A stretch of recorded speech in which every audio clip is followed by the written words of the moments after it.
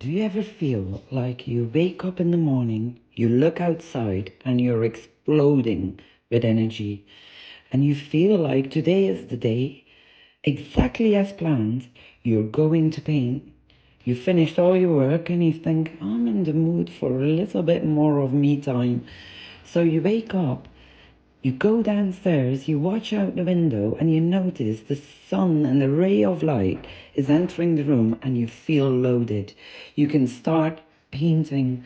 But before I start painting, I always like my cup of coffee. I can't go without. Every time I have got the time in the morning to enjoy a cup of coffee, I'll never leave it. I'll always take one. And once I had my coffee, I go upstairs and I try to paint, or I try to do some exercises. So good morning everyone. It's actually a lovely day today. There's sunshine, but it's quite cold outside. An ideal day to paint and maybe do go for a walk and get inspired. It's been quite a while since I've painted a lot, and I really want to get back into it. But when you're raising kids and taking care of your parents, working full time, I work about 40 hours a week, which covers quite a lot of my time. And if I want to paint and I want to do stuff, it has to be on a Sunday or a Saturday, or I take a day off like today, so I can do something for myself. I'm not actually gonna paint. I'm just gonna practice my hands to get back into the painting. Yesterday evening I started to be doing backgrounds on canvases so I can get them prepared for like small projects I want to do later on next week or this weekend. I use oil paint and I use turpentine to cover my paintings. Turpentine I use just to get my oil paint a bit smoother and to dry faster. Also, when I paint, I don't use a wooden plate, or how you call it. I don't know. English isn't my first language. So, but when you mix your paints on a piece of wood and you let it lay around for months and months and months, you always see them everywhere with every like big painter. But I don't actually like it. I think you add layer upon layer upon layer on your wooden board with all the paints from last month, 6 months ago, and you keep on mixing and mixing layer upon layer upon layer, and I don't actually like it. I like a fresh start each painting I do. So in order for that to get there, I use a black piece of paper, quite thick, a black piece of paper, and I put my paint on it. Also, I use turpentine to paint as well. And if you use a bit of paper, I can actually see the thickness of my paint before I put it on a canvas. So for me, it's easier. Also, when I'm finished, I fold it and I throw it away and I'm done. Next painting, new story. But let's move on to what I want to tell you now. You know, we all have a scribble, and a scribble is actually similar to your hand signature. A scribble is when you take a pencil and a piece of paper and you try to draw, but you draw a scribble, you draw a line your hand already knows. Your hand already knows it because it's been made beforehand in your brain. And without knowing it, subconsciously, you will draw a figure that's already repetitive in your mind. So you put your hand with your pencil on a piece of paper and you notice you've got a scribble. You've got a scribble in you that you can repeat and repeat and repeat.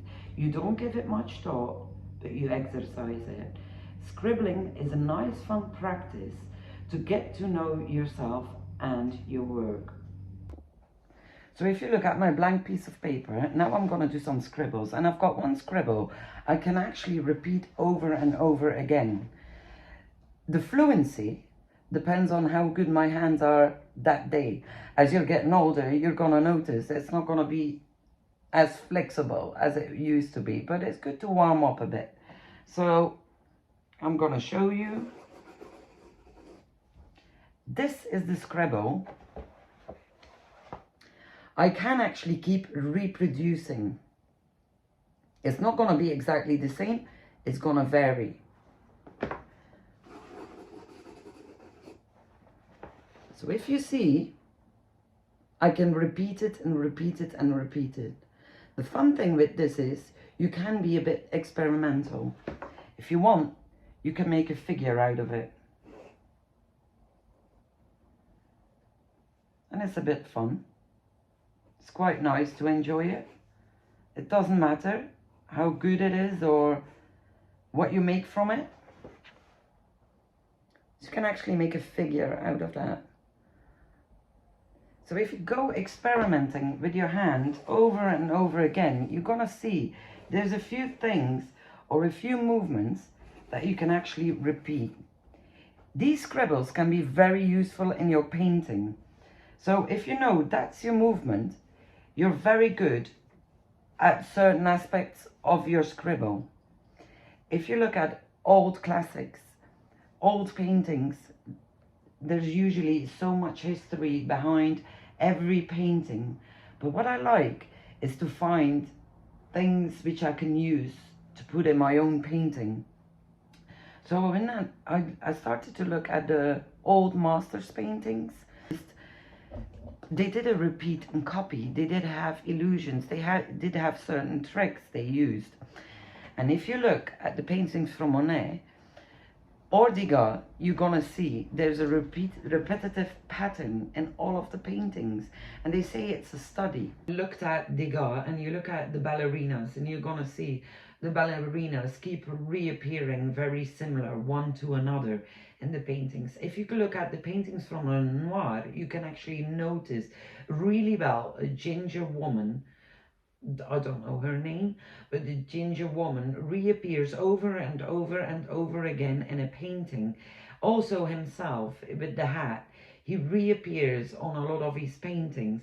And I do think the figure becomes a scribble. You get so used to it, you practice it so much in your mind that you can use it very flexible on multiple canvases. I think it's a very useful tool to have. So I would advise you, look at Degas, look at Renoir, notice the figures reappearing and practice your scribbles. They might be small, it might be a tiny thing, but it can actually help you out with multiple paintings on multiple subjects. Or on the same subject, but you can use it whenever you like. Then you've got Monet or other paintings. You can see it so many times.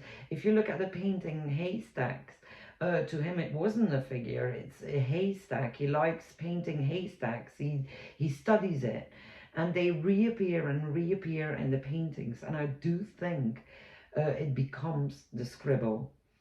So practice it. Do your scribble over and over again.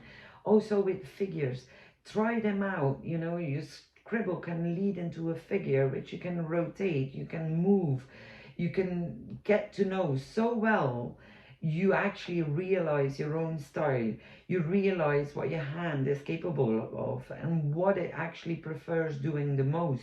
What is going to lead you to your best work. So it's a small thing, but it can lead to big things, and it can become a project. And I hope you enjoyed this. I'm not gonna say my knowledge is based on well, detailed historical knowledge, but it's something most people who are into painting maybe already know. But I want to get everybody who felt like painting active in it and know where to start and where to get the inspiration from. So I hope this helped you out, and I hope to see you soon in the future. Take care, enjoy your practice, explore a lot, and you see what your style is gonna be, and maybe you get to know yourself a little bit more. Take care, bye.